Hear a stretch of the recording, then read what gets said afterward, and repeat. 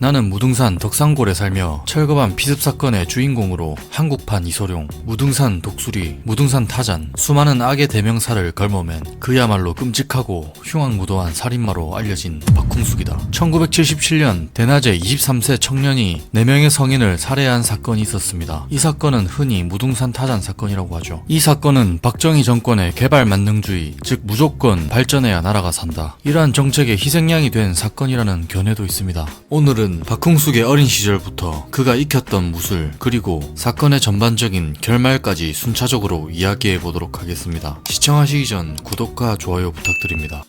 박흥숙은 어떤 사람일까? 아버지가 일찍 돌아가시고 어릴 때부터 편부모 가정에서 매우 가난하게 자랐습니다. 광주 무등산 중간쯤 되는 해발 450m 정도에 위치한 덕산골이라는 마을이었습니다. 건물이 지어진 곳에 입주한 것이 아니고 무작정 땅을 반 정도 파고 그 위에 목재와 지붕을 얹어 사는 겨우 비바람만 막아줄 정도의 집이었습니다. 박흥숙의 어머니는 산에서 수확한 채소를 길에서 팔았습니다. 채소를 다 판다고 해도 자급자족이나 다를 게 없었고 거의 벌이가 없었다고 봐도 무방합니다. 한편 어머니는 무당으로 알려져 있지만 사실은 무당의 잡일을 돕는 조수에 불과했다고 합니다.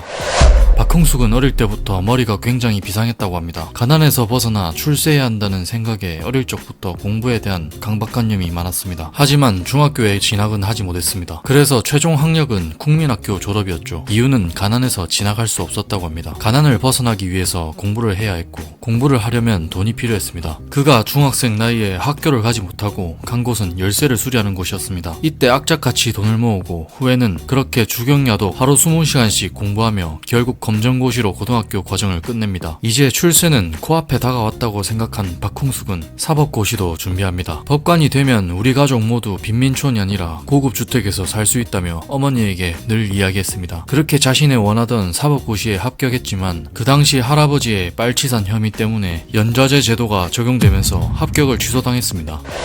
박흥숙은 맨손으로 사람을 죽일 수 있을 정도로 완력이 상당한 사람으로 보도됐습니다. 하지만 맨손으로 한 것은 아니었죠. 박흥숙이 익힌 무술은 조선시대 무술 정도술이라고 밝혔고 갑으로 보관되던 정도술이라는 책을 보고 익혔다고 합니다. 정도술이라는 무술은 1500년대부터 전해지는 무술로서 동학군이 익히던 무술이라고 합니다. 봉술부터 대전술까지 수십 개 종류의 무술로 편성되어 있습니다. 중국의 소림무술과 비슷하다고 보면 될 것 같네요.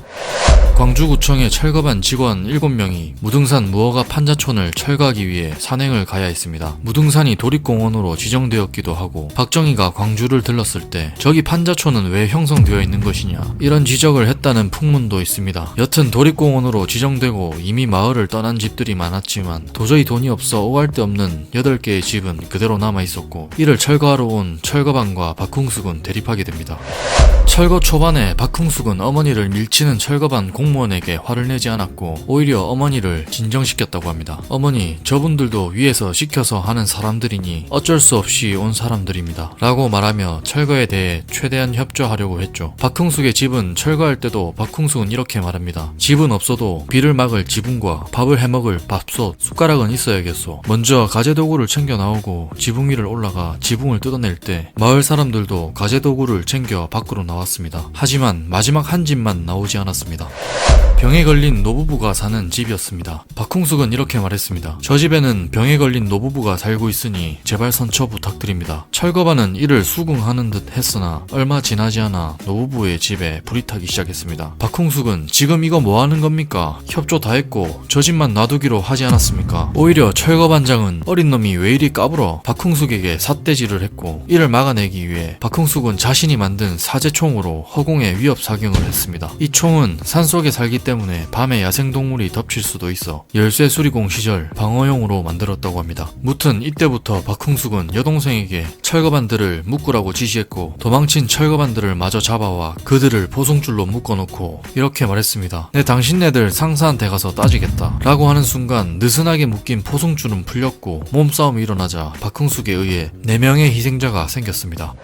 결국 박흥숙은 살인죄, 여동생은 살인방조죄, 어머니는 공무집행방해죄로 체포되었습니다. 박흥숙 박흥숙은 사건 이후 도망쳤고 도망친 후 시민의 신고로 인해 붙잡혔다고 알려졌지만 실상 재판 기록에는 자수했다고 기록되어 있습니다. 한편 이 사건은 급속한 경제성장 그리고 도시미관 훼손과 묵인해줬던 무허가 집들을 철거하면서 도시 빈민에 대한 폭력적인 철거가 아니었냐는 비판도 있습니다. 나는 무등산 덕산골에 살며 철거반 공무원 피습 사건의 주인공으로 한국판 이소룡, 무등산 독수리, 무등산 타잔 등 수많은 악행의 대명사를 걸머맨 그야말로 끔찍하고 흉악무도한 살인마로 알려진 박흥숙이다. 신성한 이 자리를 빌어 저의 지난날을 뼈저리게 뉘우치고 저의 울분 때문에 아깝게 희생되어버린 그분들의 영령을 위로하며 삼가 명복을 빈다. 또 많은 무리를 일으켜 국민 여러분께 죄송하고 유가족 여러분께 너무나 큰 죄를 지었다. 사랑하는 부모, 사랑하는 자식, 사랑하는 형제를 잃고 애통해야 하는 유가족들의 모습이 자나깨나 눈앞에 아른거려 날이 갈수록 괴롭고 괴롭다. 나의 죄는 죽어 마땅하리다. 사형 선고 3년이 될 무렵 그는 형장의 이슬로 사라졌습니다. 무등산 타잔 박흥숙의 이야기는 여기까지이며 앞으로 사건과 관련된 인물도 다루어 볼 예정입니다. 많은 구독과 좋아요 부탁드립니다.